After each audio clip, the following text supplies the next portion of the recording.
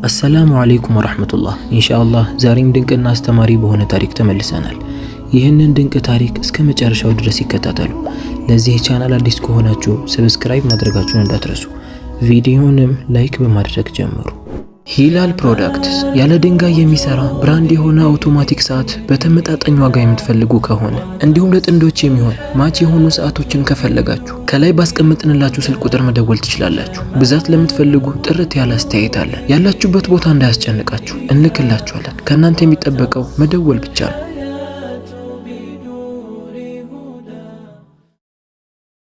በድሮ ጊዜ አንድ ሳሊም የተባለ እረኛ ይኖር ነበር። ሳሊም በጣም ምስኪንና እድሜዎቹ 30 ያለፉ እስካሁን ድረስ ያላገባ ብቻውን የሚኖር ምስኪን እረኛ ነበር። በዚህም ሁኔታ ላይ ሳለ አንድ ቀን በጎቹን በሚያግድበት ሰዓት በጨርቅ የተጠቀለለን ነገር መሬት ላይ ያገኛል። ውስጡንም ከፍቶ ሲመለከት አንድ ገና ባንቅ አልባ ያለች ትንሽዬ ልጅ ነበረች። ሳሊም ባየው ነገር በጣም ተደናገጠ። በዛ ለጥ ያለ በረሃ ላይ ማንም ሳይኖር ይህችን ምስኪን ልጅ ማን ይጣላት ብሎም በጣም አዘነ። ብቻዋን ጥሏት ሊሄድም አልፈለገም። ልጅቷንም አስተካክሎ ከያዛት በኋላ ወደ መንደሩ ይዟት ይመለስ ጀመር። ከሱ ቤት አጠገብ አንድ ጎረቤት ነበረችው። እሱ ምን ማድረግ እንዳለበት ስላላወቀ ቀጥታ ይዟት የሄደው ያቺ ጎረቤቱ ጋር ነበር። ጎረቤቱ ፋጢማም ሳሊም ልጅን ይዞ እንደመጣ ስታይ በጣም በመገረም ልጁን ቶሎ ብላ ተቀበለችውና ይህንን ልጅ የት ነው ያመጣኸው ብላ ጠየቀችው። ሳሊምን በመንገድ ላይ በጨርቅ ተጠቅልላ እንዳገኛት ይነግራታል።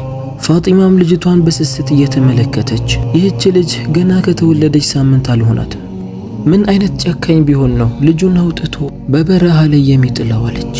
ወደ ሳሊምም ዞራ ምናልባት እኮ ይሄ አላህ ላንተ የዋለልህ ውለታ ሊሆን ይችላል፣ ብቸኝነትህን አይቶ ነው አላህ ይህንን ያማ ያመጣልህ፣ ስለዚህ በአግባቡ ልትጠብቀውና ልትንከባከበው ይገባል አለችው። ሳሊምም ይህንን ሲሰማ ውስጡ ትንሽ ተረጋጋ፣ ደስ አለው። ስሟንስ ማን ልበለው ብሎ ጠየቃት። ፋጢማም ስሟንማ ራህመት በለው፣ ይህችም ማዝነት ናት ወደ አንተ ቤት የፈሰሰች አለችው። ሳሊምም ብቸኛ ቢሆንም ለራሱ እንኳን ቀለብ የሚያገኝበት ነገር ባይኖርም ራህመትን ይዞ ለማኖር ወሰነ።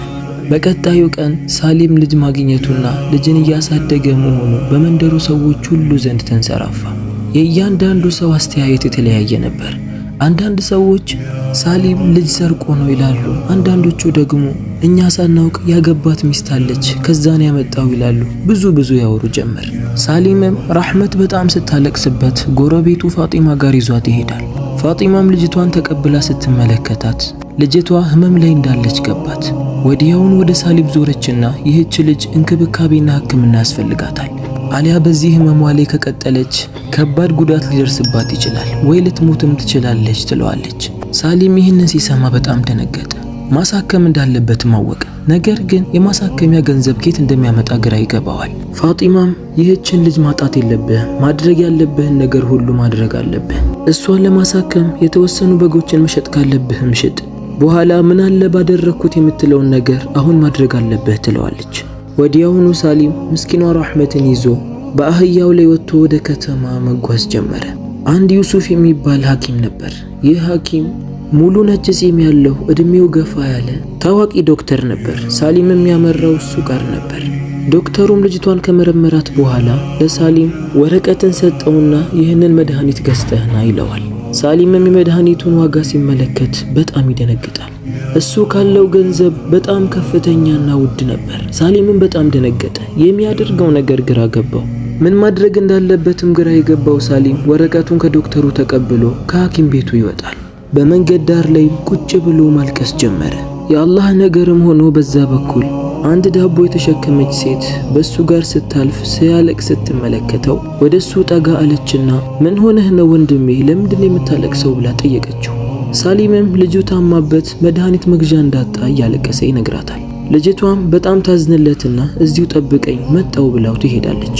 ከትንሽ ቆይታ በኋላም ያቺ ሴት ከአንድ ወጣት ጋር ትመጣለች። ወደ ሳሊም ጋርም ጠጋ አሉና ይሄ አጎቴ ሰዓድ ነው ሊረዳህ ይፈልጋል አለችው።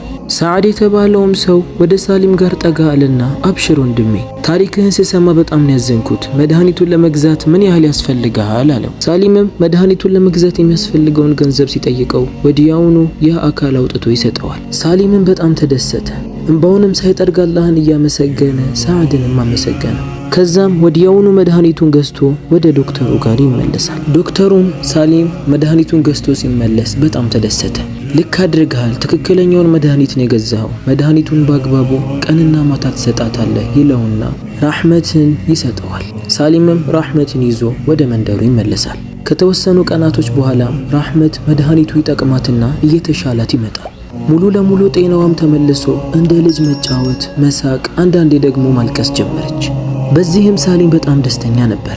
የሰውን በግና ፍየል ጠብቆ በሚያገኘው ትንሽ የብር ሳንቲም ለሱና ለራህመት የሆነችን ነገር ያደርጋል።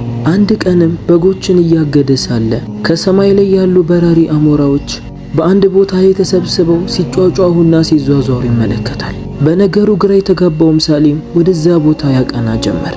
ቦታው ላይም ሲደርስ ያየውን ነገር ማመን አቃተው። በአንድ ከረጢት ሙሉ የተሞላ የወርቅ ሳንቲሞች ነበሩ። ሳሊም ባየው ነገር ግራ ተጋባ። በህልሜ ነው በእውኔን ያለሁት እስከሚል ድረስ በጣም መጠራጠር ጀመረ። በጣም ያስገረመው ደግሞ የወርቅ ሳንቲሞቹን ያገኘው መጀመሪያ ልጅቷን ያገኛት ቦታ ነበር። ሳሊምም ወርቆቹን ይዞ ወደ ቤቱ ይመለሳል። በቤቱ ሳይሆን የገባው ጎረቤቷና እንደ እናት የሚያያት ፋጢማ ጋር ነበር። ፋጢማም ሳሊም በእጆቹ የያዘውን ወርቅ ስትመለከት በጣም ተገረመች። ሳሊም ሆይ ይህ ሁሉ ወርቅ ከየት ነው ያመጣኸው? የሰው ንብረት ነክተህ ብቻ እንዳይሆን አለችው። ሳሊምም አረ የሰው ንብረት አልነካሁም ብሎ ያጋጠመውን ነገር ሁሉ ይነግራታል። ፋጢማም ይህንን ስትሰማ በጣም ተደሰተች። ይሄማ አላህ ላንተ ብሎ የዋለልህ ትልቅ ውለታ ነው።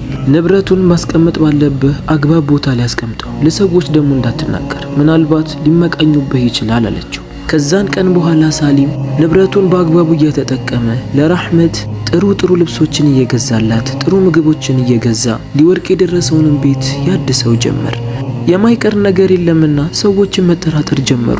ሳሊም ይሄ ሁሉ ንብረት ከየት አምጥቶ ነው እንደዚህ የሚዘንጠው፣ እንደዚህ ልጁን የሚያበላ የሚያጠጣው? የሰው ንብረት ሰርቆ ሊሆን ይችላል ወይ የወደቀ ንብረትን አግኝቶ ሊሆን ይችላል እያሉ ሰዎች መጠራጠር ጀመሩ። አንዳንድ ሰዎች እየመጡ ይጠይቁታል። ሳሊምም ምንም አይነት ንብረት እንዳላገኘ ይነግራቸዋል። አሁን ሳሊም በሞላ ጎደል እንደ ማንኛውም ሰው ተከብሮ በራሱ ቤት እየኖረ ነው። በዚህም ሁኔታ ላይ ሳለ አንድ ቀን የቤቱ በር በኃይል ይንኳኳል። 3 ፊታቸው የተሸፋፈኑ ሌቦች ነበሩ። ወደ ውስጥም ገቡ። ወቅቱም መሽቶና ዝናብ ነበር። ሳሊም ወርቆቹን አምጣ አሊያ እንገድልሃለን አሉት።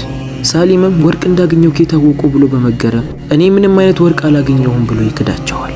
እነሱም ወርቅማ እንዳገኘህ ሰምተናል፣ የማታመጣ ከሆነ እያሉ ያስፈራሩት ጀመር። ጭቅጭቃቸውም ከፍ ሲል ራህመት ከተኛችበት ተነስታ ማልቀስ ጀመረች። ሌቦቹም የራህመትን ድምጽ ሲሰሙ ልጅህን አፏን የማታዘጋት ከሆነ እዚሁኑ ጸጥ የምናደርጋት አሉት። በዚህ ሰዓት ግን ሳሊም በጣም ተናደደ። ቆፍጠን ብሎ ቆመና ልጅቷንማ ምንም ልታደርጓት አትችሉ፣ የፈለጋችሁትን ነገር ውሰዱ፣ ልጅቷን ግን መንካት አትችሉም አላቸው። በዚህ ሰዓትም ሌቦቹ ከውጭ የሚመጣ የሰዎችን ኮቴ ሲሰሙ እናምልጥ ሰዎች መጥተዋል ብለው እየሮጡ ተደናብረው ከቤቱ ይወጣሉ። ሳሊምም ሌቦቹ ምንም ሳያደርጉት በመሄዱ በጣም ደስተኛ ሆነ። በቀጣዩ ቀንም አንድ በመንደሩ ላይ የሚታወቅ ዩሱፍ የተባለ አዛውንት ነበር። ወደ ሳሊም ጋር መጣና ሳሊም ሆይ ያገኘኸው ንብረት ጣጣ ላይ ሳይከታ አይቀርም፣ ወደ ዳኛው ጋር ሄደ ብታሳውቀው የተሻለ ይሆናል አለው። ሳሊምም የዩሱፍን ምክር ተቀብሎ ወደ ዳኛው ጋር ይሄዳል። ለዳኛውም ሄዶ ሁሉንም ነገር ምንም ሳያስቀር ይነግረዋል። ዳኛውም አንተ ያደረግከው ልክ ነው፣ ሌቦቹን ለማግኘት ጥረት ማድረግ አለብኝ፣ እስከዛው ግን ንብረቱን አግባብ ባለበት ቦታ ጠብቀ ልታስቀምጠው ይገባል አለው። ሳሊምም ወደ ቤቱ ይመለሳል። ራህመትም እያደገች የመጀመሪያ ቃሏን መናገር ጀመረች። ሳሊምን ባባ እያለች ነበር የሚጠራው። በዚህም ሳሊም በጣም ደስተኛ ነበር። ልጅን የማግኘት ኒዕማ ምን ያህል ትልቅና ደስተኛ እንደሚያደርግ ሳሊም በተግባር ስላየው በጣም ደስተኛ ነበር። ራህመትን ማግኘቱ ነበር እቤቱ ላይ ራህመት የፈሰሰው። አንድ ቀንም ሳሊም እቤቱ ቁጭ ብሎ ሳለ የቤቱ በር ይንኳኳል። በር ላይም የቆመ አንድ ሰው ነበር። ያ ሰው ወደ ሳሊም እየተመለከተ ከዓመታት በፊት ልጅ ጠፍቶብኝ ነበር፣ በረሃ ላይ ነበር የጠፋችብኝ፣ ሰዎች ወደዚህ ጠቁሞኝ የመጣሁት አለው። ሳሊምም ግራ በመጋባት አንተ ማን ነህ ብሎ ይጠይቀዋል። ሰውየውም እኔ ማሂር እባላለሁ፣ የሞተችባት የልጅቷ እናት ወንድም ነኝ። እናቷ ወይም እህቴ ስትሞትብኝ ልጅቷን ለኔ ሰጠችኝና በሚገባ አሳድጋት ብላኝ ነበር የሞተችው። በሰዓቱ እኔ ብቻዬን ስለነበርኩኝና ልጅን መንከባከብ ስለማልችል ከዛም በኋላ እኔ አልነበርኩም። ከተወሰነ ጊዜ በኋላ መጥቼ ስለ ልጅቷ ስጠይቅ ልጅቷ እንደጠፋች ሰማሁ። አንዳንድ ሰዎች አክስቴ አውጥታ እንደጣለች ነግረውኝ ነበር።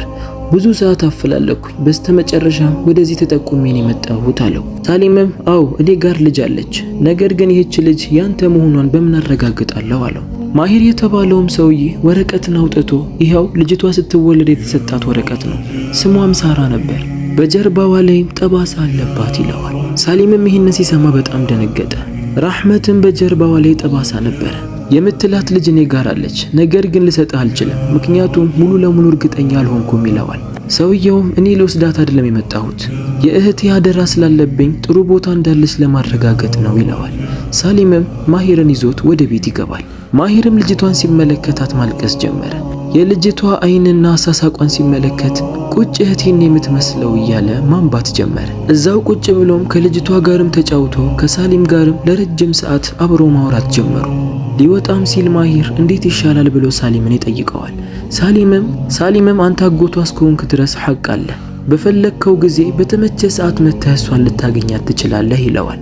ማሂርም በዚህ በጣም ደስተኛ ነበር። አንተ በጣም መልካምና ጥሩ ሰው ነህ፣ እህቴ ባለችኝ አደራ መሰረት የሚገባው ሰው አንተ ነህ አለውና ወደ ቤቱ ይሄዳል። ከዛን ቀን በኋላ ማሂር ወደ ራህመት ጋር እየመጣ ብዙ ስጦታዎችን፣ ልብሶችን፣ ምግቦችን ይዞላት ይመጣ ጀመር። በዚህም ራህመት በተሻለና በጥሩ እንክብካቤ ማድረግ ጀመረች። የማሂርም ሁኔታ ከቀን ወደ ቀን እየተስተካከለ መጣ። ትንሽዬ ሱቅም በቤቱ አቅራቢያ ይከፍታል። በሱቁ ላይ ወተቶችንና የተወሰኑ ሸቀጣ ሸቀጦችን ይሸጥ ጀመር። በመንደሩ ያሉ ሰዎች ለዓመታት ከንፈራቸውን መጠው ሳሊም ላይ ቢመቀኙም እሱ ግን እየተለወጠና ከፍ እያለ ሲመጣ መመቀኛታቸውን አቁመው ሳሊምን ያከብሩት ጀመር። ወደ እሱ ጋርም እየመጡ ምክርን ይጠይቁታል። አንዳንድ እሱ ላይ መጥፎ ነገር የሚያሴሩበትም ሰዎች ወደ እሱ ጋር እየመጡ ይቅርታ ይጠይቁታል። እባክህ ሳሊም ይቅርታ አድርግልን፣ ያደረግነው ነገር አግባብ አይደለም እያሉ ይቅርታ ይጠይቁት ጀመር። ሳሊም ግን ልቡ ንጹህ ስለነበር የእያንዳንዱን ይቅርታ ነበር የተቀበለው። በዚህም ራህመት እያደገች ትመጣለች። ነገር ግን የሳሊም ፈተና በዚያ አላበቃም ነበር። አንድ ግርማ ሞገስ የተላበሰ ሰው ወደ እነ ሳሊም መንደር ይመጣና የእሱን ቤት አሳዩኝ ብሎ ይጠይቃል። የሳሊምንም ቤት ባየ ሰዓት ወደዛ ሄዶ በሩን በኃይል ያንኳኳዋል። ሳሊምም ሰውየውን ሲመለከተው ከዚህ በፊት የማያውቀውና ለየት ያለ ሰው ነበር። ምን ልታዘዝ ወንድሜ ብሎ ጠየቀው። ሰውየውን በቁጣ የኔ የወንድሜ ልጅ አንተ ጋር እንደምትኖር አውቃለሁ፣ እሷን ለወስዳት ነው የመጣሁት አለው። ሳሊምም ይህንን ሲሰማ ይህንማ በፍጹም አላደርግም፣ አንተ ማን ስለሆንክ ነው ዝም ብዬ ልጄን አንስቼ የምሰጥህ ይለዋል። ሰውየውም እኔማ የሷ አጎት ነኝ፣ ይህች ልጅ ተከብራ በዘሯ መኖር አለባት፣ ስለዚህ ልጅቷ የምትገባው ለኔ እንጂ ላንተ አይደለም ይለዋል። ሳሊም ግን በፍጹም አላደርገውም ብሎ መንገዱን ይዘጋበታል። ሰውየውም እንደዛ የምታደርግ ከሆነ ሄጄን የምከስህ ይለውና ቀጥታ ወደ ዳኛው ጋር ያመራል። የሰፈሩ ዳኛ ጋርም ሄዶ ማሂርን ይከሰዋል። የገዛ የወንድሜ ልጅ ከንብረት ጋር ስላገኛት ለንብረት ብሎ እሷን እያሳደገ ነው ያለው፣ እሷ ደግሞ ከሱ የበለጠ ለኛን የምትገባው ከብዙ ፍለጋ በኋላ አሁን ስላገኘኋት እንጂ መጀመሪያም እንዲወስዳት አልፈቅድለትም ነበር ብሎ ዳኛው ዘንድ ይከሰዋል። ዳኛውም የሰውየውን ክስ ከሰማ በኋላ ሳሊምን ይዛችሁልኝ ነው ብሎ አዘዘ። የመንደሩ ሰዎችም ይህንን ሲሰሙ በጣም አዘኑ። ሁሉም ሳሊም ጥሩ ነገር እንዲገጥሙ በማሰብ ዱዓ ያደርጉለት ጀመር። ሳሊምም ራህመትን ይዞ ወደ ዳኛው ጋር ያመራል። ዳኛውም ሁለቱንም ፊት ለፊት ካቆማቸው በኋላ የሁለቱንም ክስ ማዳመጥ ጀመረ። ሰውየው ለዳኛው መጀመሪያ የነገረውን ነገር ድጋሚ ይነግረዋል። ሳሊምን በተራው እንባ አይኑ ላይ ያቀረረ ቆፍጠን ብሎ መናገር ጀመረ። ይህች ልጅ በረሃ ላይ ተጥላ የአውሬ መጫወቻ እንዳትሆን ከድህነቴን ባሻገር አንስቼ ለማሳደግ ሰበብ የሆንኳት እኔ ነኝ። ባላነሳትና እዛው ብትሆን ኖሮ ይህች ልጅ አሁን እዚህ ጋር ባልቆመች ነበር ብሎ ተናገረ። ያ ሰውዬ ግን እኔ ዘመድ ስለሆንኩኝ ለሷ የምገባው እኔ ነኝ፣ ያለፈው አልፏል፣ አሁን ግን ዘመዷ እኔ ስለሆንኩኝ እኔ ልወስዳት ይገባል በሚል ነበር ይከራከር የጀመረው። ዳኛውም የሁለቱንም ንግግር በደንብ ካዳመጠ በኋላ በራሴ ከምፈርዳልና ራህመትን ጠራት። ሁለቱም ፊት አቆማትና ከማን ጋር ነው መኖር የምትፈልጊው? እዚህ ጋር ዘመድሽ አለ፣ እዚህ ጋር ደግሞ ያሳደገሽ ሰው አለ፣ ከሁለቱም መርጠሽ ብትሄጂ ትችያለሽ ይላታል። ራህመትን ማልቀስ ጀመረች። ቀና አለችና የዛን ሰውዬ ፊት ተመለከተች። ወደ ሳሊምም ዞረችና የሱንም ፊት ተመለከተች። ከዛም ለዳኛው እንዲህ አለችው፣ እኔ መኖር የምፈልገው ከአባቴ ሳሊም ጋር ነው ብላ መለሰች። በዚህም ማሂር በጣም ተደሰተ፣ ከልቡም ማልቀስ ጀመረ። ራህመትንም ተነስቶ አቀፋት። ዳኛው ለሳሊም ፈረደለት። ፍርድ ቤት የተሳተፉ ሰዎች ሁሉ በጣም ተደሰቱ። ዘመዷ ነኝ ያለውም ሰውዬ ተናዶ ከፍርድ ቤት ይወጣል። ወደ መንደርም ሲመለሱ መንደር ላይ ያሉ ሰዎች ራህመትን በጥሩ አቀባበል ተቀበሏቸው። ወደ ቤታቸውም ሊገቡ ሲል ፋጢማ ለራህመት እንኳን ደስ አለሽ፣ ጥሩ ነገርን ያደረግሽው፣ ትክክለኛ አባትሽን የመረጥሽው አለቻት። ሳሊምም ወደዛ ሲመጣ ስትመለከተው ፋጢማ ጠራቸውና አየህ አይደል ከዚህ በፊት የነገርኩህ ነገር እውነት ሆነ። በዚህች ልጅ ጥሩ ገምተን ራህመት ማለታችን ራሱ አላህ በቤትህ ላይ ትልቅ ራህመትን አፈሰሰ አለችው። ሳሊምም አዎ ብሎ በጣም ደስተኛ ሆነ። ራህመትም እያደገች መጣች። እድሜዋም ከፍ ብሎ ትምህርትን ተምራ ቁርአንን ሐፍዛ ከጨረሰች በኋላ በመንደሩ ላይ ያሉ ልጆችን ህፃናቶችን ታስተምር ጀመር። ስለ ወላጆች ሐቅ፣ ስለ ተማረችው ቁርአን፣ ለልጆች ይጠቅማል ያለችውን ነገር በጠቅላላ ታስተምር ጀመር።